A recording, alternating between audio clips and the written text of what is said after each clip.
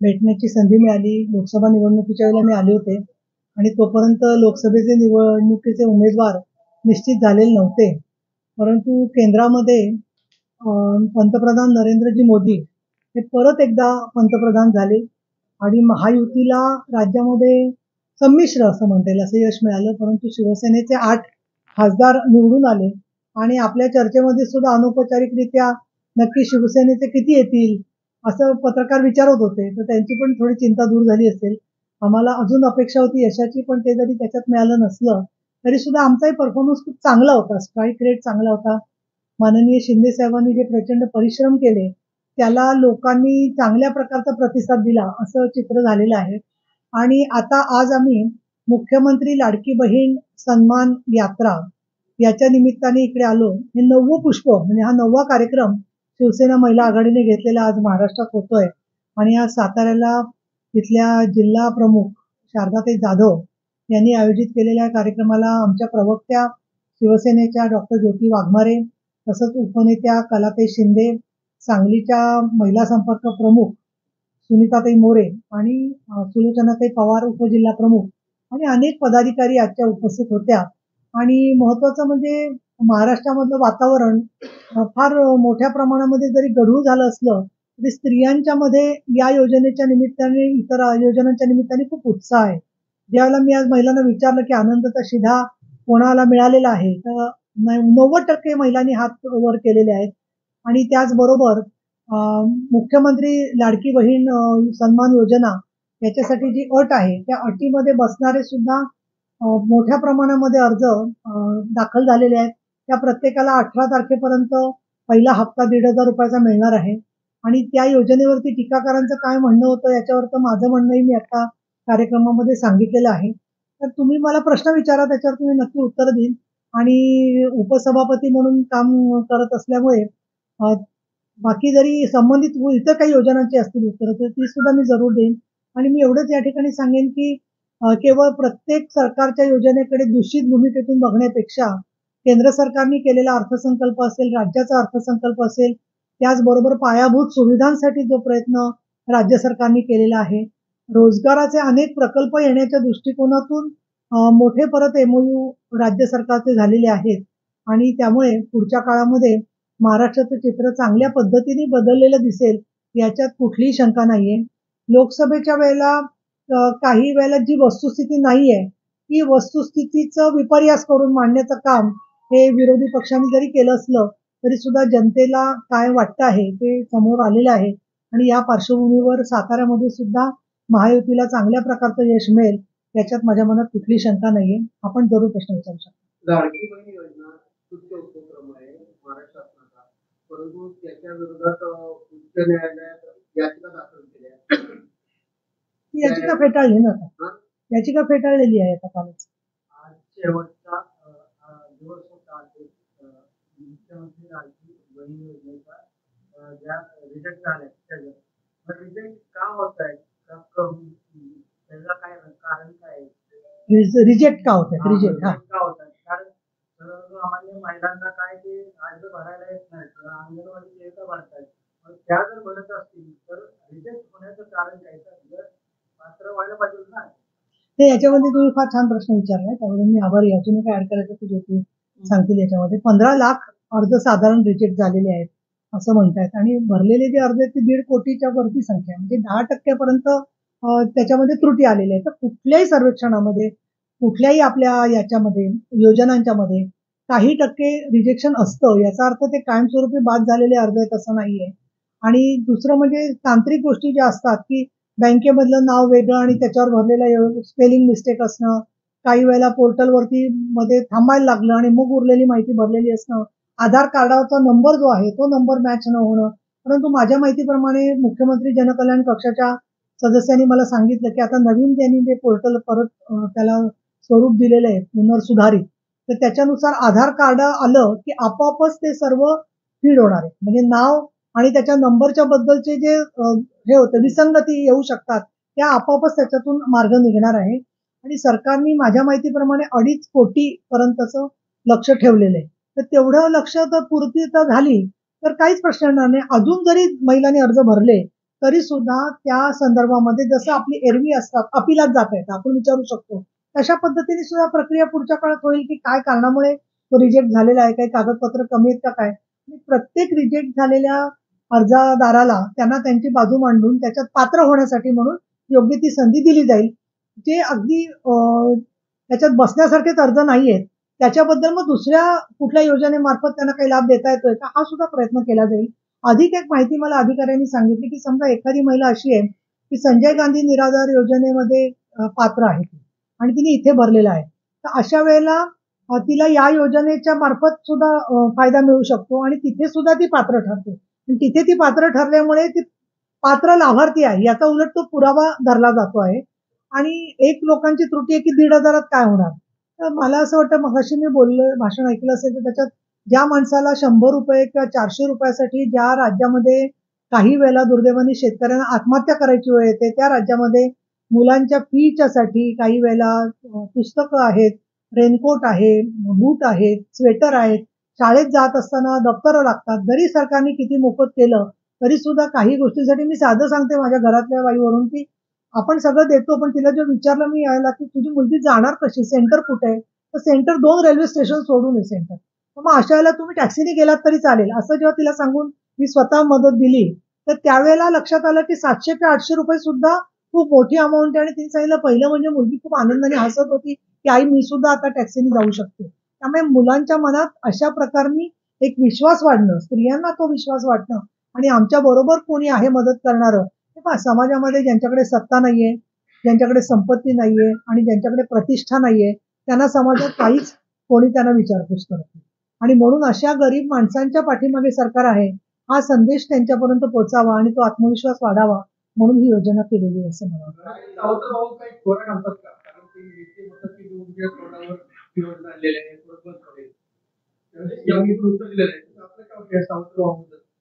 काही सावत्रभावांची पण चांगली माहिती ज्योतीला आहे त्यामुळे ज्योती बजेटमध्ये तरतूद झाली बजेटमध्ये तरतूद झाली बोलतो.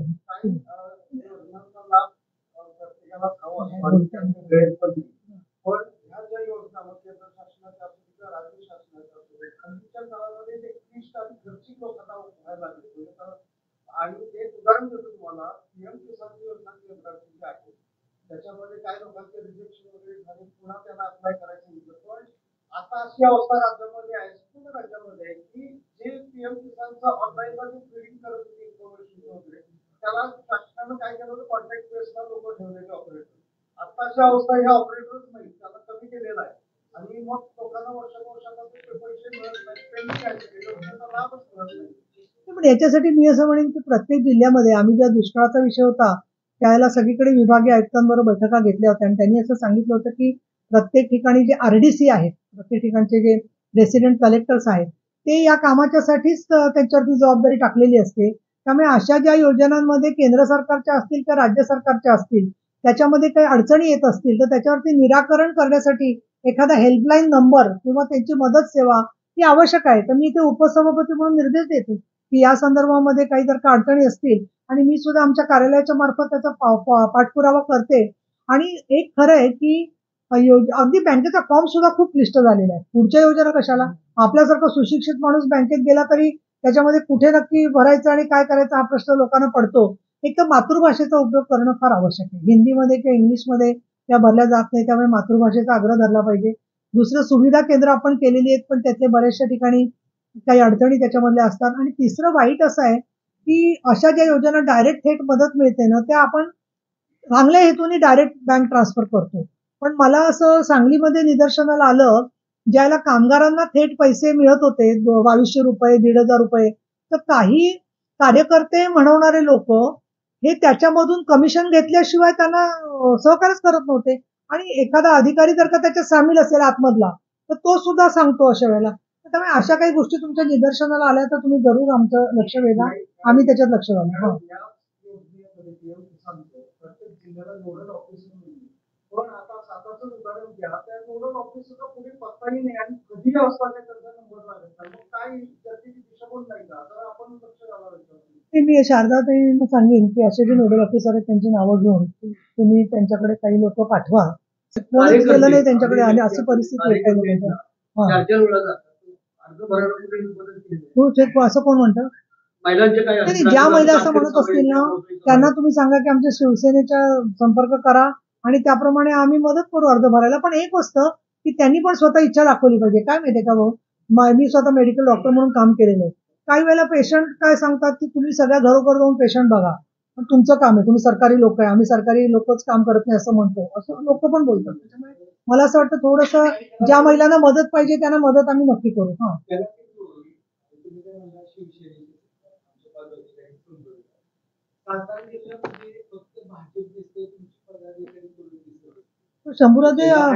शंभूराजे अदृश्य नाही. हा, म्हणजे मला काही कळलं नाही.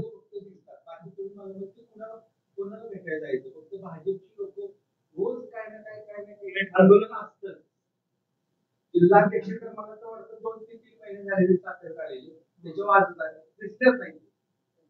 थोडं तुम्ही सूचना देते बरोबर. संघटनात्मक काम होत नाही असं मुद्दा आहे. त्यात दुसरा मुद्दा आहे की चंद्रकांत जाधव आहेत, भूषण जाधव आहेत, ते बाहेर पडण्याच्या तयारीत. मग नेमकं आता शिवसेना जी आहे नेमकी मुख्यमंत्र्यांच्या चुकीच्या मार्गावर आहे. या संदर्भात तुम्हाला काय वाटतं? मुळामध्ये काय माहिती काय, सगळ्या अफवा आहेत याबद्दल ज्या आहेत त्या. हे सगळे लोक इथे जे सापडत नाही ते सगळे शिंदे साहेबांच्या बरोबर दिसतात मुंबईत. सगळेजण असतात तिथे दिवस रात्र. सातारा जिल्ह्याची मोठी संख्या असते तिकडे. त्यामुळे ते साहेबांच्या प्रेमापोटी दिसत नसतील जिल्ह्यामध्ये जर का, तर मी साहेबांना सांगायला सांगते की मधून मधून जिल्ह्यामध्ये लक्ष घाला असेल तर. नसेल जर का तसं किंवा पत्रकारांना घाबरतात का काय विचारते काय आहे का तसं. पण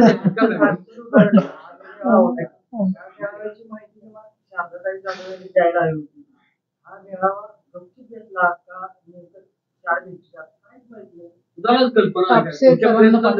आणि प्रेसवाले ज्यावेळेस गेले त्यावेळेस आम्हाला तर फोटोला काढून दिला.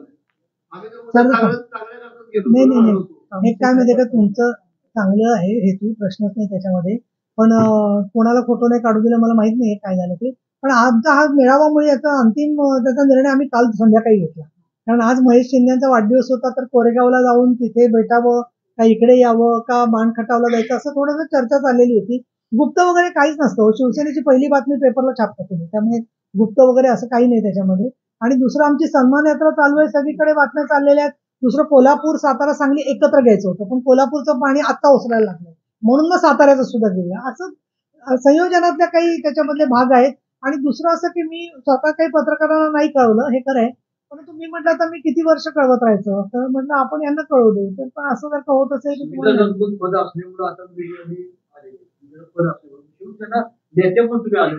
तर पण मी आता संविधानिक पद आणि शिवसेना नेत्या हे दोन्ही माझ्याकडे जबाबदारी आहे. त्यामुळे मी असं तर म्हणू शकत नाही की बाबा मी आता या क्षणापर्यंत हे म्हणून बोलते आणि त्या क्षणापर्यंत ते म्हणून बोलते. कारण तुम्ही प्रश्न बहुश्रुत असल्यामुळे विश्वव्यापी प्रश्न विचारत असतात. त्याच्यामुळे मला अजून पण काय बोलायला लागू शकतं. त्यामुळे मला असं वाटतं की शिवसेना नेता म्हणून जे जबाबदारी असते त्याच्याचसाठी ही सन्मान यात्रा आहे. पण शेवटी कसं होतं जेव्हा तुम्ही सांगता की आम्हाला अमुक अमुक अधिकारी सापडत नाही, त्या क्षणी माझ्यातलं उपसभापती जागा होतो ना की नाही मला त्याच्यात तिथे लक्ष घातलं पाहिजे. त्यामुळे माझा हेतू वाईट नाही असं समजून घ्या तुम्ही. विरोधी पक्षांनी सुद्धा या योजनेचं स्वागत केलं.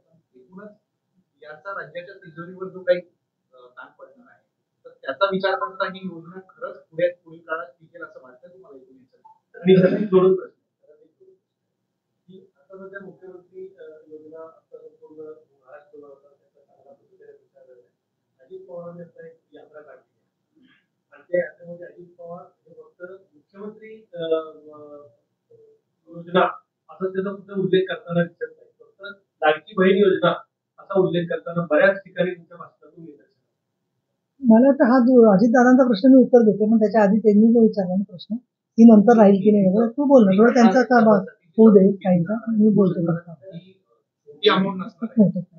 तुम्ही सांगितलेला आकडा 1.5 कोटीच्या आसपास महिलांचं रजिस्ट्रेशन झालंय. अजून 2.5 कोटीपर्यंत तो आकडा जाऊ शकतो. एवढ्या महिलांना दर महिन्याला जे पैसे देणार त्याची तरतूद कशी करणार आहे?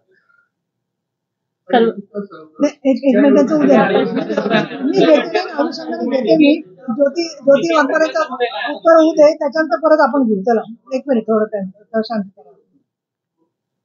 तर सगळ्यात आधी एक सांगायचंय की मुख्यमंत्री लाडकी बहीण योजना जर आपण सध्याच्या काळाच्या भाषेत बोलायचं जर झालं तर ही ब्लॉकबस्टर योजना ठरलेली आहे.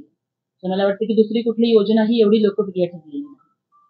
परंतु तुमचा जो आधीचाही प्रश्न होता त्याचे उत्तर मी इथे देते की लाडक्या बहिणींना काहीतरी मिळालं म्हटलं की काही सावत्र भावांना पोटशूळ उठलेला आणि ते सावत्र भाऊ हे काही कोर्टात गेले. कोर्टात गेलेल्या याचिकाकर्त्याचं नाव जरी मुल्ला असलं तरी त्यांचे वकील हे कुठल्या पक्षाशी संबंधित आहेत हे आपल्या सगळ्यांना माहिती आहे. आपण जर त्यांचे सोशल मीडिया प्लॅटफॉर्म तपासून बघितले तर कुठल्या पक्षाच्या नेत्यांबरोबर त्यांचे फोटो आहेत हे आपल्याला तिथे पाहायला मिळेल.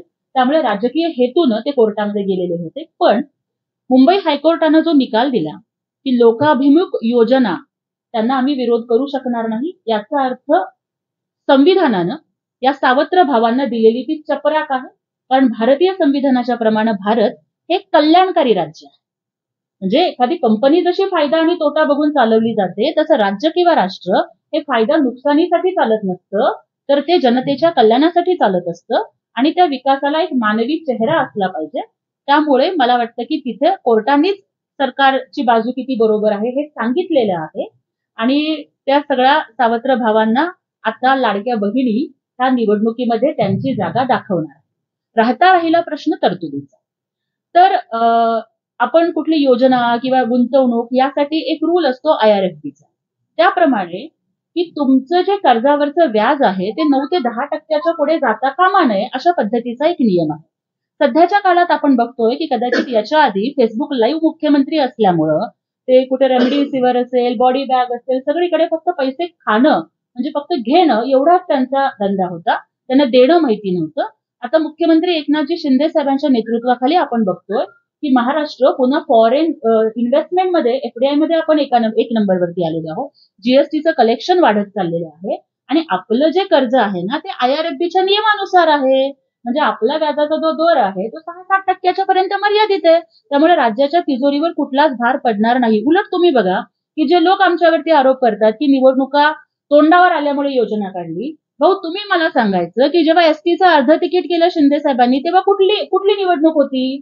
जेव्हा लेक लाडकी लखपती योजना आणली आणि जन्माला आलेल्या प्रत्येक मुलीला 1,01,000 रुपये देणार म्हणलं, कुठली निवडणूक होती त्यावेळेला?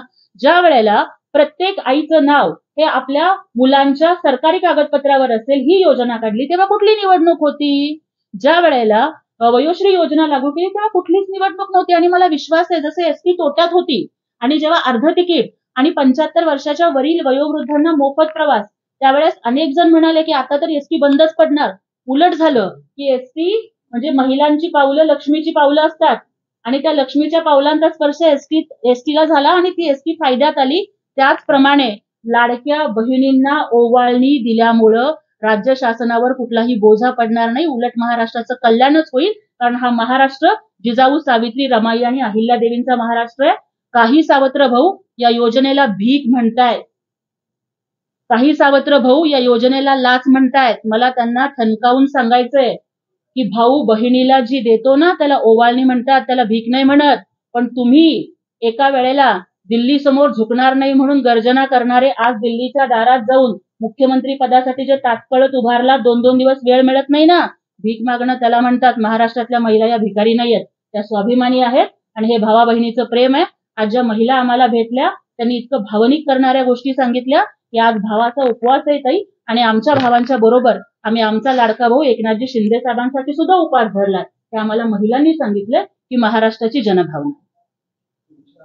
महिलांनी काय करावे किंवा काय उपस्थित केलं माहित नाही. पण महिलांना ऍक्च्युली आता फॉर्म भरताना सर्व्हर कनेक्शन असल्यामुळे खूप त्रास आलेला आहे. रात्री 3-3 वाजेपर्यंत एखाद्याचा फॉर्म भरतात तेवढे वेटिंग आहे. अशा परिस्थितीमध्ये फॉर्म भरतात महिला आणि जर यदा कदाचित गव्हर्नमेंटकडे फंड शॉर्टेजमुळे किंवा आणि काही तांत्रिक कारणामुळे जर पैसे मिळाले नाही इलेक्शनपर्यंत तर या सरकारला शिव्याची दाखवली तर मिळेलच, पण मतदान सुद्धा मिळण्याची शंका नाही. मग सरकारला याचं काही भीती किंवा गांभीर्याने काय विचार करायचा? ठाकरे गटाच्या नेत्या आहेत महिलांच्यावर अत्याचार होत आहे त्यावरून सध्या राज्य सरकारवर त्या टीका करत आहेत. त्याला तुम्ही काय उत्तर द्या? आधी यांच्या प्रश्नाचं उत्तर देते. सगळ्यात आधी मला हे सांगायचंय की आम्हाला महिलांचे बहिणींचे आशीर्वादच मिळणार आहे. कारण मुळात बघा की जो ऍप होता नारी शक्ती दूत ऍप हा एक इंडिजिनियस ऍप आहे. तो मुख्यमंत्री जनकल्याण कक्षाने डेव्हलप केलेला ऍप आहे. आणि त्या ऍपच्या माध्यमातून आम्ही असं बघितलं की गडचिरोलीच्या म्हणजे गडचिरोलीमध्ये बसून सुद्धा एखादी महिला घरात बसून तो अर्ज भरू शकते आणि मुंबईसारख्या महानगरात सुद्धा भरू शकते. आपण जो म्हणत आहात की जास्त प्रतिसाद असल्यामुळे काही वेळेला सर्व्हर डाऊन होणे वगैरे असे प्रकार झालेले आहेत. आम्ही ते नाकारत नाही, पण आमची टेक्निकल टीम ही दररोज त्याच्यावरती काम करते आणि रोज आम्ही ऍप अपडेट करत आहोत. आणि त्यालाच आम्ही उत्तर म्हणून आता त्याला URL सुद्धा दिलेली आहे. कारण ऍपवरती पण तुम्ही बघा की URL दिली की तर PC वरती अर्ज भरावा लागतो. ऍप्लिकेशन देण्याच्या पाठीमागे हाच हेतू होता की प्रत्येक अँड्रॉइड मोबाईल हा प्रत्येक घरात असतो आणि महिला त्या अर्ज भरू शकते. दुसरं तुम्ही बघायला पाहिजे की तुम्ही जर पाहिलं तर नारी शक्ती दूत ऍप ज्याचं अनावरण हे पंतप्रधान नरेंद्र मोदी साहेब आणि मुख्यमंत्री एकनाथजी शिंदे साहेब यांच्या उपस्थितीत झालेलं होतं.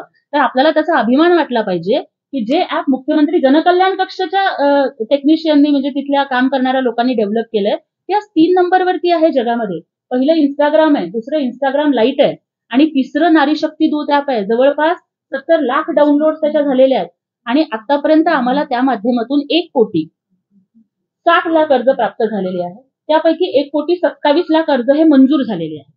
उरलेले जे अर्ज नामंजूर झालेले आहेत ते आम्ही रिजेक्ट केलेले नाहीये. त्यामध्ये काही त्रुटी अशा गंभीर आढळल्या. उदाहरणार्थ आम्ही एक बातमी बघितली की लाभार्थ्यांच्या फोटोच्या जागी घरातल्या रेडिओचा फोटो लावलेला किंवा कधी कधी जसं ताईंनी सांगितलं की जो बँक खाते नंबर दिलेला असतो तो आधार कार्डशी लिंक नसतो. अशा काही त्रुटी आहेत, त्यांना आपण दुरुस्तीची संधी देतोय आणि त्याही महिलांना त्या संबंधित म्हणजे दुरुस्ती केल्यानंतर त्यांना त्याचा लाभ मिळणार आहे. तुम्ही जे प्रश्न विचारलात मला खरं तर या ठिकाणी विचारायचं की महिला सन्मानाची गोष्ट कोण करते की ज्यांच्या पक्षातले नेते सभागृहामध्ये आया बहिणींच्या वरनं शिवीगाळ करतात ते लोक महिला सन्मानाची गोष्ट करणार आहेत. मला सांगा, ज्यांच्या पक्षाचे नेते त्या सपना काटकर या महिला नव्हत्या का? त्यांना जीवे ठार मारण्याची धमकी देतात. काढा तुम्ही त्या संजय राऊतांचं कॉल रेकॉर्डिंग आणि त्याच्यावरती बघा, तेव्हा महिलांचा अपमान होत नाही. लोकशाहीच्या मंदिरात एक महिला उपसभापती खुर्चीवरती असताना त्यांच्या समोर तशी अगदी अश्लील अशी भाषा वापरली जाते आणि पुन्हा परत मीडियाच्या समोर येऊन त्याचं लाजिरवाणं घाणेरडं समर्थन केलं जातं. बोटं तोडण्याची भाषा केली जातात. हे लोक महिला सन्मानाच्या विषयी बोलणार आहेत. कुठे गेला होता ह्यांच्या महिला सन्मानाच्या गोष्टी याच्या आधी? महिला या सुरक्षित आहेत. छत्रपती शिवरायांचे विचार घेऊन एकनाथजी शिंदे साहेब आणि आमचं महायुतीचं सरकार कार्यरत आहे. त्यामुळं त्या उबाठाच्या लोकांनी महिला सन्मानावरती बोलण्याचा त्यांना अजिबात अधिकार नाहीये. अहो, जे लोक मराठा मूक मोर्चाला मुका मोर्चा म्हणून ज्यांनी व्यंगचित्र छापलं होतं ते लोक महिला सन्मानाच्या गोष्टी करणार. एक लड़की माझी 26,000 कोटी रुपये टाकले, तर दुसऱ्या बाजूला शेतकरी 20 माफ केलेले आहे. पण जे नमो योजना चालू केली आहे या योजनेचा पहिला हप्ता 3 वर्षातला आजही शेतकऱ्याला मिळालेला नाही. तो जुलैच्या अगोदर मिळाला पडतो आणि दुसरा हप्ता हा ऑगस्ट ते ऑक्टोबर नोव्हेंबरपर्यंत मिळतो. तरी हप्ते मिळाले. त्यामुळं हा इकडला किती तिकडे वळवला किंवा ह्या योजनेला विलंब होता लागला. मला असं वाटतं की अतिशय दुर्दैवी नॅरेटिव्ह हे या निमित्ताने आपण आणतो आहे. त्याच्यामध्ये शेतकऱ्यांच्या प्रश्नावरती या संदर्भामध्ये मी स्वतः धनंजय मुंडेंशी बोलते, परंतु हा हप्ता मिळाला नाही. गेल्या वेळेला मी आले तेव्हाही मी तुम्हाला सांगितलं होतं की स्पेसिफिक तक्रारी ज्या शेतकऱ्यांच्या मिळतील तर त्या तुम्ही द्या मंचाकडे. जनरल पर्पज असं म्हणणं. दुसरं मला तुम्ही सांगा की या बहिणींना पैसे मिळाले समजा, तर त्यातल्या कोणीच शेतकरी नाहीयेत का? बहिणी विरुद्ध शेतकरी असा वाद वाढवू नका. एकल महिला त्याच्यात फार मोठ्या संख्येने आहेत की ज्याच्यात शेतकऱ्यांच्या आत्महत्या झालेल्या, कोविडमध्ये मृत्युमुखी पडलेल्या अशा सुद्धा कुटुंबातल्या स्त्रिया मोठ्या प्रमाणामध्ये आहेत आणि त्याच्यामुळे याबद्दलचा हप्ता काही कारणाने मिळाला नसेल तर मी ताबडतोबच जिल्हाधिकारी आणि विभागीय आयुक्तांशी या संदर्भात विचारणा करते. परंतु पैसे इकडे तिकडे फिरवणं वगैरे प्रश्न नाहीये. रोजगार हमी योजनेची सुद्धा कामं आपण पाहिली की अगदी शेवटपर्यंत यावेळेला चाललेली होती. आणि एक अजितदादांच्या संदर्भातला प्रश्न होता. मला असं वाटतं की काल अजितदादा ज्या कार्यक्रमाला होते तेव्हा मी व्यासपीठावरती होते. अजितदादा जे काही मांडतायत तर ते त्यांच्या मनापासून मांडतायत गोष्टी ज्या आहेत त्या. प्रत्येक शब्दातून अर्थाचा अनर्थ काढणं म्हणजे त्यातून बातमी होते असं मला तर वाटत नाही त्यावरती जे आहे ते. त्यामुळे मुख्यमंत्र्यांचं नाव त्यांनी घेतलं, एखाद्या वेळेला घेतलं असेल, एखाद्या ठिकाणी कुठे घेतलं नसेल, पण त्यांनी वारंवार स्पष्ट केलेले की मी स्वतः या फाईलवर सही करून निधीची तरतूद केलेली आहे. त्यामुळे त्यांची सुद्धा भूमिका या संदर्भामधली महत्वाची आहे. परंतु ही संकल्पना सगळी मुख्यमंत्र्यांची असल्यामुळे मुख्यमंत्र्यांचं नाव या संदर्भामध्ये दिलेलं आहे. दुसरं तुम्ही विचारलं की बाबा तुम्हाला काही भीती वाटत नाही का, काळजी वाटत नाही का? असं आहे, जो माणूस स्वतः त्या ठिकाणून चाललेला आहे एखाद्या पुलावरून, अरुंद पुलावरून, तर त्याला स्वतःच्या जीवाची भीती वाटेल, तर त्याच्याकडे बघून तुम्हालाच एवढी भीती वाटते. तर मला असं वाटतं की त्याचा विचार स्वतः शिंदे आहेत, अजित पवार आहेत, स्वतः देवेंद्र फडणवीस आहेत, की ज्यांनी 5-5, 10-10 वर्ष त्यांनी राज्य चालवलेली आहे. स्वतः शिंदे साहेब आधीच्या सरकारमध्ये मंत्री म्हणून त्यांचा अनुभव झालेला आहे. आता 6 वर्ष, 7 वर्ष झालेली आहे. आणि त्यामुळे या संदर्भात तज्ञांचं मत घेऊन निधीची तरतूद करूनच याबद्दलचा निर्णय जो आहे तो घेतलेला आहे. एक दोन विषयाकडे आपण पुन्हा येऊया. आज जे तुम्ही आलाय की यात्रा करते त्या संदर्भात तुम्ही विश्लेषण कराल. आज आम्ही महिलांना काही कार्यक्रम सांगितले आणि त्याच्यामध्ये पहिलं म्हणजे ज्या महिला याच्या लाभार्थी होतील, कारण लाभार्थी शब्द मला एवढा आठवत नाही, हक्कदार होतील, तर त्या महिलांना कशासाठी त्यांनी निधी वापरायचा याच्याबद्दल त्यांचा निर्णय त्यांचा आहे. पण ते होत असताना त्या सुद्धा महिलांचे 20-20 जणींचे एकत्र गट करावेत, जेणेकरून त्यांना एकमेकीच्या मदतीसाठी सुद्धा तो निधी एकत्रितपणे वापरण्याची सहकार्याची भूमिका राहू शकेल, हे त्यांना सांगितलेलं आहे. दुसरं माझ्याकडे तक्रार जी आली की शक्ती गट बचत गटांचे तयार केलेले आहे, पण बँकांच्याकडून म्हणजे नोडल बँकेकडून, बँक ऑफ महाराष्ट्राकडून सहकार्य मिळत नाहीये. पुण्यात सुद्धा जेव्हा असं झालं त्यावेळेला त्या महिला बचत गटांची यादी घेऊन आम्ही बँकांना विचारणा केली की तुम्ही यांना का देत नाहीये. तेव्हा त्यांनी उडवाउडवीची उत्तर दिली आणि काही दिवसांनी त्या बचत गटांना मान्यता दिली. त्यामुळे थोडंसं काही वेळेला तिकडचं टार्गेट त्यांचं पूर्ण झालं असेल तर ते नवीन बचत गट घ्यायला टाळाटाळ करतात. असं सुद्धा होतं. तर नोडल बँकेच्याकडून काय त्रुटी राहते हे आम्ही तपासून घेऊन त्यांना सगळ्यांना बचत गटांना बँकेशी लिंक करण्यासाठी सहकार्य कसं करता येईल या संदर्भात विचार केला. तिसरं म्हणजे एक माझं पद्धत आहे की महिलांचंही ऐकून घ्यायचं, तर मग मी त्यांना पत्र द्यायला सांगितली होती की तुम्ही मला लेखी पत्र द्या, जेणेकरून तुम्ही तुमचं मनोगत मांडाल. त्याच्यामध्ये काही लोकांचं म्हणणं असं दिसलं मला की आमच्याकडे त्या त्या पक्षाचे आमदार तो विकास निधी त्यांच्या नावाने वापरतात. आम्हाला पक्षाचा विकास निधी जनतेच्यासाठी म्हणून साहेबांच्या नावाने मिळावा. तर त्यांना मी सांगितलं की साहेबांच्या नावाने निधी समजा तुम्हाला मिळाला नसेल तर मी पण आमदार आहे, तर मी साहेबांच्या नावाने निधी तुम्हाला देते ना. असं महिला बचत गटांना किंवा त्यांच्या त्यांच्या ठिकाणी सातारा जिल्ह्यासाठी मी पूर्वी पण म्हणजे अनेक वर्ष, अनेक वेळा, अनेक ठिकाणी निधी दिलेला आहे. तशा प्रकारे निधी देईल. आणि मुख्य महिलांचं एक मला कौतुक वाटलं की नागपंचमीचा उद्या सण आहे, श्रावण चालू आहे, आज विनायकी चतुर्थी आहे, गुरुवार आहे, तरी सुद्धा त्या सगळ्या जणी वेळात वेळ काढून आलेल्या होत्या. आणि एक स्पष्ट दिसतंय की त्यांचा उत्साह वाढलेला आहे. आणि एक्झॅक्टली मला तेच पाहिजे होतं की या मोहिमेचा जो प्रतिसाद आहे, तो प्रतिसाद कशा प्रकारचा आहे, त्याच्यात त्यांच्या ज्या अडचणी तुम्ही म्हणालात, त्या अडचणीतून काय मार्ग काढतोय आणि त्याचा विनियोग करण्याच्या दृष्टिकोनातून चांगल्या प्रकारे त्यांच्याशी संवाद साधणं हाच त्याचा हेतू होता. आता पुढच्या काळामध्ये आमच्या ज्या जिल्हा प्रमुख आणखी पदाधिकारी आहेत, त्या तालुकानिहाय त्याच्यामध्ये काम करणार आहेत. आणि पुरुष वर्गाचं तुम्ही म्हणालात मगाशी की काही जण अनुपस्थित आहेत, तर त्यांना सुद्धा या संदर्भामध्ये एक सांगितलं, जाहीर केलेलं आहे की राखी एक पत्र आभाराचं तुम्ही या महिला सन्मान योजनेच्या लाभार्थी आहात, म्हणून त्यांना एक पत्र माननीय शिंदे साहेबांचं देणार आहोत या महिलांना. आणि त्यांना महिलांना इच्छा असेल की बाबा साहेबांना एक राखी द्यायची, तर ती राखी आमच्या महिला आघाडीच्या कार्यकर्त्या त्या राख्या एकत्र करून माननीय साहेबांना त्या सादर करणार आहेत. त्याच्यामुळे एक महिला आणखीन मुख्यमंत्री याच्यामधला दुवा या म्हणून शिवसेना महिला आघाडीच्या कार्यकर्त्या काम करतील. त्याचबरोबर इतरही पक्षाच्या कोणी महिलांना मुख्यमंत्र्यांचा दुवा म्हणून काम करायचं असेल आणि त्यांना जर का आमच्या बरोबर म्हणजे धनुष्यबाणाच्या बरोबर काम करायचं असेल तर त्यांचं सुद्धा स्वागत आहे. आमच्या बाजूने कुठले त्यात राजकारण नाहीये. मुख्यमंत्र्यांना राखी कोणी बांधू शकतो.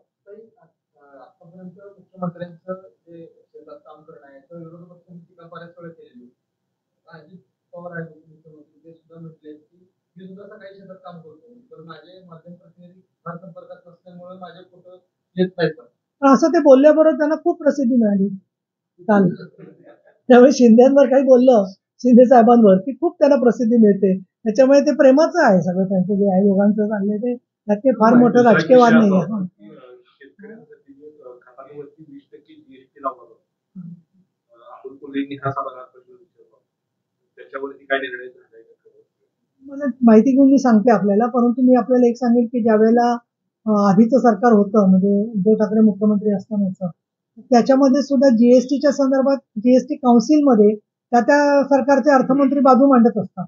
तर तत्कालीन अर्थमंत्र्यांनी बाजू मांडली किंवा त्याच्यावरती काय झालं हे मी तपासून घेते. परंतु विरोधी पक्षात असताना मांडणारे व्यक्ती जे आहेत तर त्यावेळेला म्हणजे जीएसटी ज्यावेळेला आलं त्यावेळेला कृषी मंत्री पवार साहेब होते. बरोबर, कारण ते होतेच म्हणजे कृषी. त्यांनी तेव्हा तो का रद्द केला नाही त्याचा जरा अभ्यास करते आणि मग पुढे सांगते काय झालं. हा. काही मंत्री राठोड यांच्या प्रकरणामध्ये मी विचारून सांगते. मंत्री राठोड यांच्या प्रकरणामध्ये चित्रावाल यांनी तुमच्या सवाल या प्रकरणात तुम्हाला उत्तर माहिती सांगू मला जरा. हा. याचिका मागे घेतल्याच्या शेणखतावरती कशाला जीएसटी असेल त्याच्यावरती. हा हा हा. चित्रावाल यांची याचिका मागे घेतली आहे मंत्री राठोड यांच्या त्यावर नाराजगी न्यायालयानं नाराजगी व्यक्त केली आहे. नेमकं काय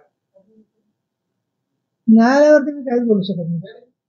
चित्रावाल यांनी ती याचिका पण मागे मी ती बातमी नीट वाचली काळजीपूर्वक तर त्याच्या शेवटी म्हटलेलं आहे की त्यांच्या वकिलांनी असं सांगितलं की याचिका मागे घ्यायची नाहीये असं शेवट आहे त्या बातमीचा. मी पण ती बातमी वाचली. नाराजगी व्यक्त केली परंतु त्यांच्या वकिलांनी असं सांगितलं की आम्हाला ती याचिका ठेवायची आहे असं म्हटलेलं आहे. त्याच्यामुळे आता पुढे काय होईल ते काय त्या लाडक्या बहिणीचा न्याय मिळवण्यासाठी ती जी लाडकी बहीण आहे त्याच्या संदर्भामध्ये संपूर्ण इन्व्हेस्टिगेशन झालेली आहे. त्याचं पोस्टमॉर्टम झालेली आहे, माहिती झालेली आहे. पण तो जो आवाजामध्ये रोज अदृश्य भाऊ जो बोलत होता तो आता कुठे आहे त्याला जरा शोधायला पाहिजे असं मला वाटतं. कारण तो जिवंत आहे. जो रोज सुसाईडी देणारा होता तो तिचा. ती व्यक्ती कोण आहे ते शोधलं पाहिजे ना. ते इन्व्हेस्टिगेटिंग एजन्सी शोधते काय प्रकारे ते रोज अगदी आकाशवाणीसारखं सिरियल सारखं येतंय त्यांचं. तर ते सिरियल जी येते त्याचा कोणतरी डायरेक्टर आहे ना. सातारा जिल्ह्याच्या हा 2 महिन्यामध्ये निवडणूक विधानसभेची राज्य सरकारनं पूर्ण तयारी केली आहे. लोकसभेच्या वेळेस सुद्धा माहिती गावात की आम्ही 40+ येऊ. आज काय परिस्थिती आहे काय होऊ शकतं निवडणुकीमध्ये? ते आचारसंहिता जाहीर होण्याच्या सुमाराला दावा वगैरे सांगता येईल. आता काही सांगता येणार नाही. म्हणजे थोडं पोलरायझेशन व्हावं लागतं ना त्याच्या आतमध्ये काही सांगता येईल. महायुती नक्की निवडून येणार 100%. 100% निवडून येणार आणि साहेब परत मुख्यमंत्री झाल्यावर परत साताऱ्यात तिथेच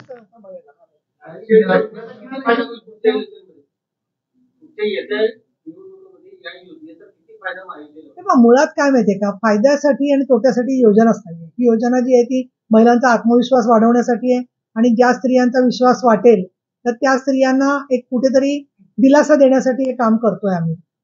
हीच असं नाही अनेक योजनांच्या संदर्भाबरोबर आधी मुळात सरकार जो प्रयत्न करते त्याच्यावरती विश्वास असेल तर त्या योजनेचा फायदा नक्की होईल.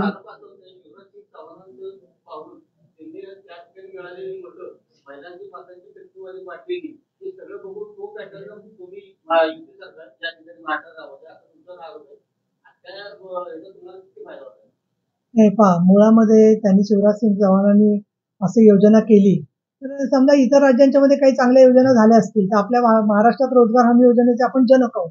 मग ती रोजगार हमी योजना जेव्हा इतर राज्यांनी स्वीकारली आणि केंद्राने कायदा केला तर आपण म्हणतो चांगल्या योजना राष्ट्रांनी स्वीकारल्या पाहिजेत. त्याच्यानुसार त्या योजनेच्या मध्ये मुद्दा असा आहे एकल महिला ज्या आहेत ठिकठिकाणी त्यांच्या कुटुंबामध्ये एकटीवर भार आहे त्या स्त्रियांना कुणाचाही आधार मिळत नाही. त्यांच्या सामाजिक कौटुंबिक त्यांना खूप अडचणी असतात. या पार्श्वभूमीवरती व्यसनाधीनता आहे किंवा बाकीच्या अडचणी आहेत. अशा वेळेला सरकारचा मदत मिळत असेल तर चांगली. अशा प्रकारचा हा विचार कधीपासून चाललेला आहे 2001 पासून जेव्हा सेन्ससमध्ये महिलांच्या श्रमाची नोंद झाली तेव्हापासून चाललेला आहे. आता त्याच्यावरती एक सोल्युशन सारखं उत्तर म्हणून मध्य प्रदेश सरकारने केलं तर त्याच्याबद्दल आपण सुद्धा जर का चांगलं काम सुरू केलं असेल तर ते काहीच चुकीचं आहे असं मला वाटत नाही त्याच्यामध्ये. ऍड करा एक मुद्दा फक्त ह्याच्यामध्ये ऍड करते की एका बाजूला विरोधक हे लाडकी बहीण योजनेवरती टीका करतायत आणि दुसरीकडे झारखंडमध्ये इंडिया आघाडीचं सरकार आहे आणि त्यांनी सुद्धा तिथे लाडकी बहीण योजना लागू केलेली आहे. म्हणजे इथेच मला वाटतं की त्यांचा बोरका फाटलेला आहे. महिलांनी चांगल्या पद्धतीने प्रतिसाद दिले सातारा जिल्ह्यात अख्ख्या महाराष्ट्रात महिलांना चांगला प्रतिसाद दिलाय. पण तुमच्या पक्षाच्या वतीने राज्यसभेवर किंवा विधान परिषद महिलांना गेला आता तर विधान परिषद मी आहे या क्षणी गेली आणि अनेक वर्ष आहे त्याच्यामध्ये 4 वेळेला मला संधी दिलेली आहे. आता पुढच्या काळामध्ये नक्की घेतील आणि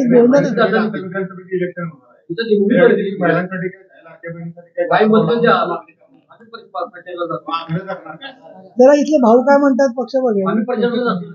तुम्ही या गोष्टीचा एक विचार केला पाहिजे. एक मिनिट मला थोडंसं ह्याबद्दल बोलूया. तुम्ही या गोष्टीचा एक विचार केला पाहिजे की आरक्षण जेव्हा येईल तेव्हा येईल पण विधान परिषदेच्या उपसभापती पदावर म्हणजे पूर्ण हाऊस काही किती सक्षमपणाने चालवतात.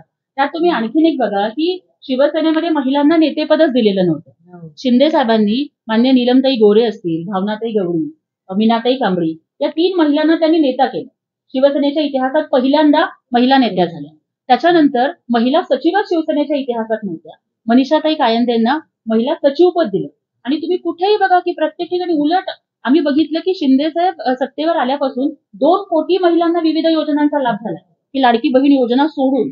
आणि उलट मला वाटतं की ताई त्याबद्दल जास्त चांगल्या पद्धतीने बोलू शकतील. जेंडर बजेट असेल, जेंडर सेन्सिटायझेशन असेल, त्या सगळ्या गोष्टी खूप चांगल्या पद्धतीनं सरकार हाताळतं. तुम्ही काय बोलत 15 होता? वर्षापासून जर तुला पैसे द्यायचं तर म्हणतो बायकोला विचारलं पाहिजे. 15 वर्षापासून कोण? आम्ही म्हणतो विचारतो पहिले बायकोला पण चांगले ते साताऱ्याचे पत्रकार पुरोगामी आहेत, त्यात काही हरकत नाही. बोला. माझा प्रश्न नव्हता पण सद्यस्थिती या योजनेची लाडकी बहीणची असेल की भावाला असं वाटतं की आता हे खिशातलं पैसे आपल्याला दिलं बरं वाटतं आणि एवढा त्याला फॉर्म भरताना मनस्ताप होतोय कारण आपली आपली जागावं लागते मला कधी फॉर्म भरून होतोय आणि एवढं करून घरामध्ये काय होतंय मॅक्सिमम सगळ्यांच्याच असेल असं नाही पण अशी स्थिती आहे की ताणतणावाची महिलांना दिसते आहे पैशाचा प्रश्न नाही 1500 रुपये बिल हजार काही करतो प्रश्न आहे पण महिलांच्या मध्ये ताणतणावाची स्थिती आहे त्याचा परिणाम त्या भावांनाही आता थोडंसं भोगावं लागतं अशी स्थिती आहे योजनेत. मला तुम्ही सांगा बरं की ताणतणाव कधी नसतो घरामध्ये? थोडंफार असतंच हो, घर म्हटल्यावर शेवटी आपण सगळे एक कुटुंबासारखे आहे. शहरातल्या महिला या कार्यक्रमाची आम्ही जेव्हा खाली होतो तेव्हा शहरातला एक मागे बसलेत बघ. त्यांनीच आणलेत मागे. त्यांनीच आणलंय, त्यांनी 2 गाड्या आणल्या. आम्ही आतमध्ये घेतलंच नाही, तुम्हाला काय माहिती.